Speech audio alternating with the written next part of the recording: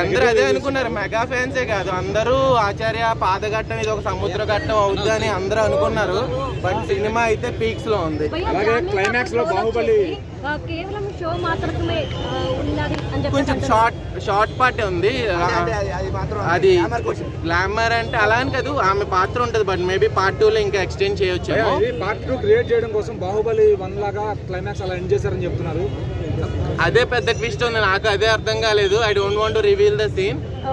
అంటే పార్ట్ 2 తీసేంత వరకు ఉంది మూవీకి ఉంది. బట్ మెయిన్ క్యారెక్టరే ఇంక నేను చెప్తే అది ఇంకా అందరు ఇప్పుడే కదా మూవీ వద్దు అని చెప్పట్లేదు. హీరో ఎవరు? దేవరానా వీరానా? అదే పెద్ద ట్విస్ట్. అది చెప్పేస్తే ఇద్దరు ఉన్నారు. సో ఇప్పుడు చెప్పేసాను అనుకో ఇంకా అందరికి తెలిసిపోతుంది. Let them watch and enjoy that experience. వాళ్ళు ఎంజాయ్ చేయాలి లైవ్ లో. సో అంటే అనుకున్న రీచ్ సాధించింది అనుకుంటారు ఈ మూవీ ఖచ్చితంగా. ఇంత 6 years NTR separate movie like త్రిపురాల తర్వాత అండ్ రాజమౌళి మైత్ కూడా రాజమౌళి సినిమా యాక్ట్ చేసాక సినిమా అంత హిట్ అవ్వకపోవచ్చు, ఫ్లాప్ అవుతుంది అన్న దానికి ఇది ఒక ఎండ్ కార్డ్ అని అనుకోవచ్చు. సినిమా అయితే చాలా బాగుంది. పార్ట్ 2 మరి ఏం చేస్తారు అన్నది చూడాలి. ఇదైతే చాలా బాగుంది. డైరెక్షన్ ఎలా అనిపించింది? అలానే కొన్ని ఎన్టీఆర్ కోసమే రాసుకున్నారు అని చెప్పేసి లిటరల్లీ ఒక మెగా అభిమానిగా ఇంటర్వ్యూలో కొరటాల గారు అన్న మాటలు చాలా హర్ట్ చేసినాయి నన్ను.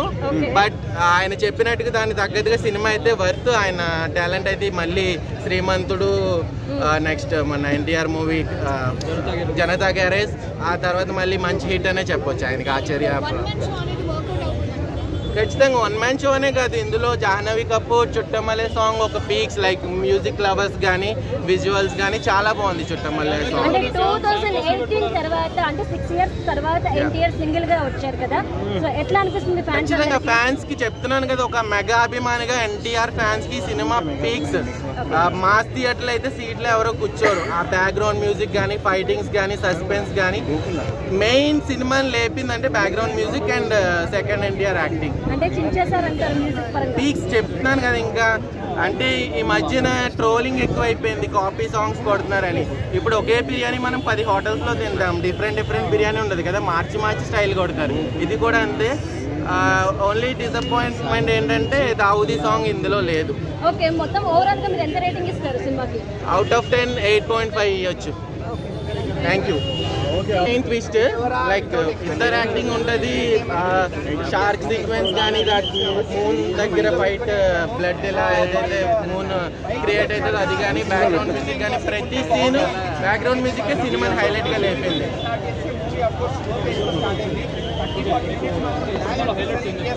సినిమాలో highlight main dual NTR twist ఒకటి, బ్యాక్గ్రౌండ్ మ్యూజిక్ ఒకటి, చుట్టమల్లె సాంగ్ అయితే హైలైట్ ఉంది. మళ్ళీ ఇప్పుడు నాకు 8 o'clock ఉంది. ఇప్పుడు ఇక్కడ నేను ఇప్పుడే నెక్స్ట్ మాల్లో చూసి వచ్చాను. ఇప్పుడు 8 o'clock ఉంది.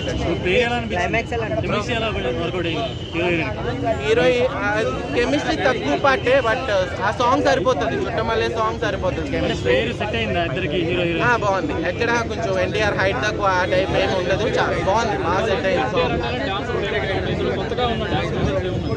కొత్తకంటే మెయిన్ దావుదీ సాంగ్ ఉంటే డ్యాన్స్ గురించి ఏమైనా మాట్లాడుకోవచ్చు. దావుదీ సాంగ్ ఆపారు, మరి పార్ట్ 2 లో పెడతారేమో. దావుదీ సాంగ్ లేదు.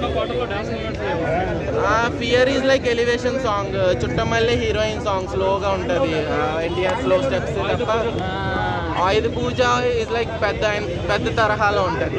ఇప్పుడు ఎన్టీఆర్ టెంపర్లో తాత టెంపర్ ఆ టైప్ ఫాస్ట్ బీట్ అయితే ఏమి ఎన్టీఆర్ డాన్స్ ఎలివేట్ అయ్యేంత అయితే సాంగ్స్.